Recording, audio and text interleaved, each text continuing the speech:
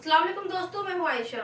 वैसे तो आज मैं आपको दो मर्डर से जुड़ी खबरें बताना चाहती थी और आपको ये बताना चाहती थी कि अगर एक मर्द अपनी बीवी से कुरान और हदीस के मुताबिक प्यार करे तो फिर ना तो वो उसका मर्डर करेगा और ना ही दहेज न मिलने पर उसको आग के हवाले करेगा।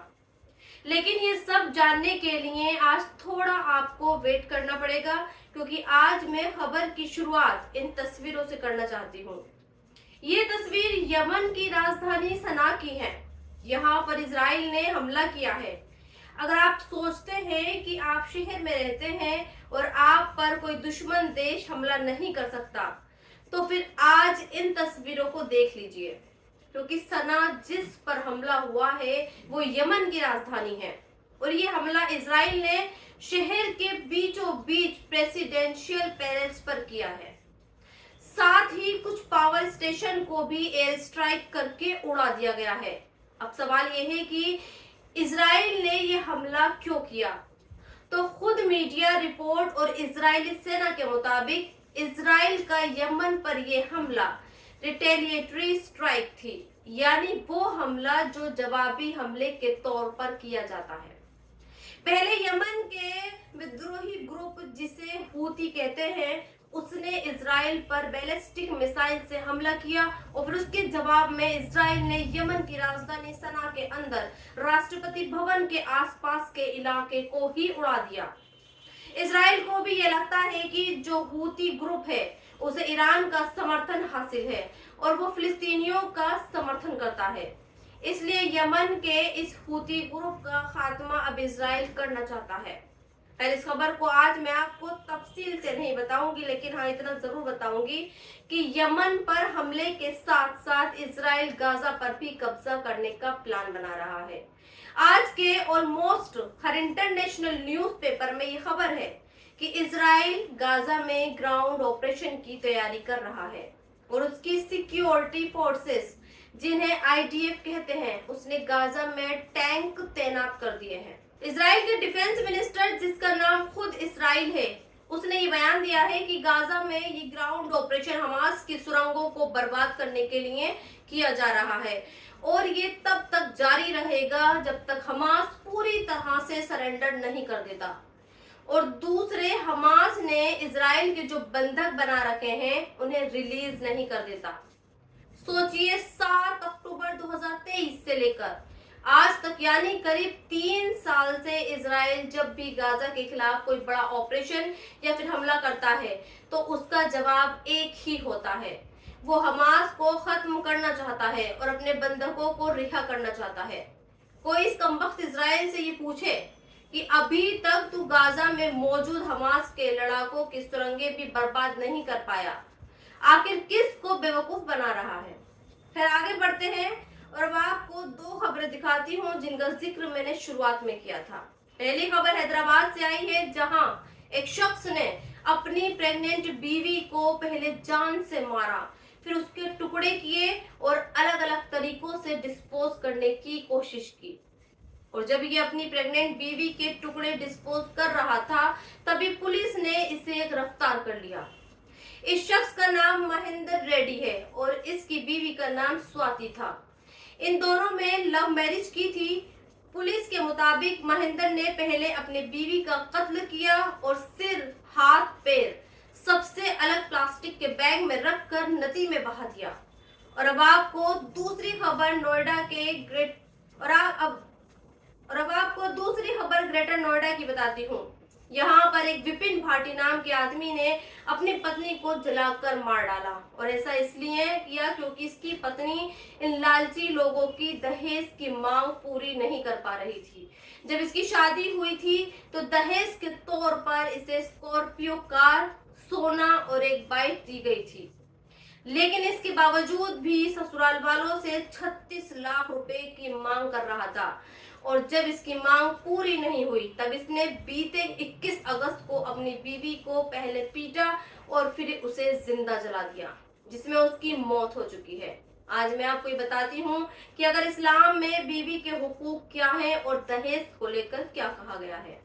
कुरान की सूरत सूरह अन-निसा में ये कहा गया है कि ए ईमान वालों, अपनी औरतों के साथ अच्छा बर्ताव करो।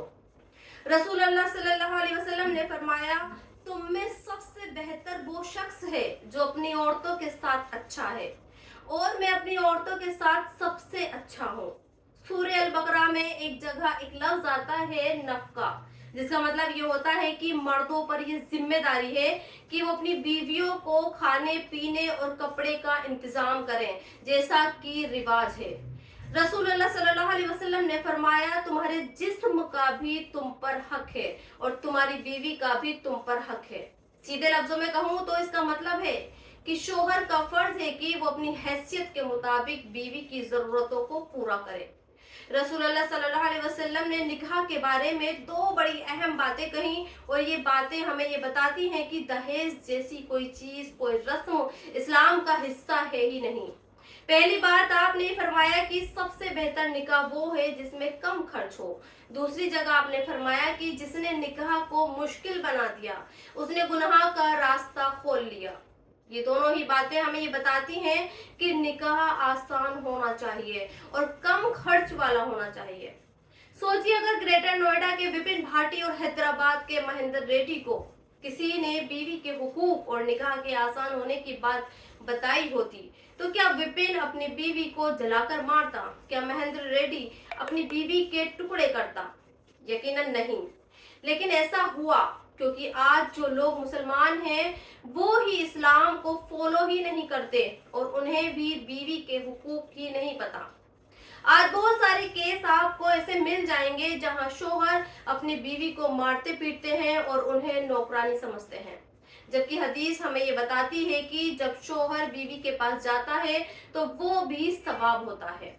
और इस वीडियो के आखिर में आपको हमेशा की तरह इस्लाम से जुड़ी दो बातें बताती हूँ जो बहुत सारे लोगों को पता नहीं होती और जिन्हें बतौर मुसलमान जानना बहुत जरूरी है। तो आज का सवाल ये है कि क्या अम्मा आयशा ने दूसरी शादी क्यों नहीं की? कुरान ही कहता है कि नबी की बीवियां उम्मा अब्दुल मोमिनीन हैं, उनके लिए नबी की मौत के बाद निकाह करना हरगिज जायज नहीं और ना ही वो किसी और से शादी कर सकती हैं। और ये खास हुक्म सिर्फ रसूलुल्लाह सल्लल्लाहु अलैहि वसल्लम की बीवियों के लिए था, यानी उनके लिए नबी के बाद दूसरी शादी हराम थी।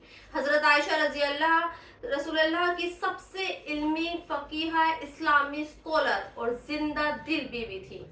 नबी सल्लल्लाहु अलैहि वसल्लम के इंतकाल के बाद उन्होंने अपनी पूरी जिंदगी इबादत, तालीम और हदीस की रिवायतों में ही गुजारी।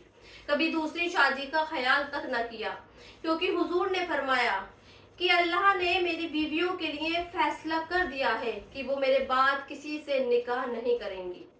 सहीह बुखारी की हदीस में यह है कि अम्मा आयशा खुद ये फरमाती हैं कि रसूलुल्लाह सल्लल्लाहु अलैहि वसल्लम ने मुझसे निकाह किया जब मैं 6 साल की थी और रुखसती हुई तब मैं 9 साल की हुई। रसूलुल्लाह सल्लल्लाहु अलैहि वसल्लम की विसाल यानी इंतकाल रबीउल अव्वल 11 हिजरी में हुआ। हजरत आयशा ने रुखसती 1 हिजरी के आसपास मानी जाती है, यानी अम्मा आयशा आपके साथ करीब 9 से 10 साल तक रही। हजरत आयशा नबी सल्लल्लाहु अलैहि वसल्लम को बहुत ही अजीज थी। नबी सल्लल्लाहु अलैहि वसल्लम ने फरमाया, औरतों में से मुझे आयशा सबसे ज्यादा प्यारी है।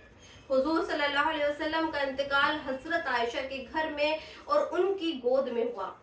खैर, अब आपको ये पता लग गया होगा कि अम्मा आयशा या फिर आप रसूलुल्लाह सल्लल्लाहु अलैहि वसल्लम की किसी भी बीवी ने दूसरी शादी क्यों नहीं की। लेकिन दूसरी शादी न करने का हुक्म सिर्फ नबी की बीवियों के लिए था। आम मुसलमान औरतों के लिए ऐसी कोई मनाही नहीं है। वो विधवा होने पर दूसरा निकाह कर सकती हैं, जैसा कि कई सहाबिया ने किया है।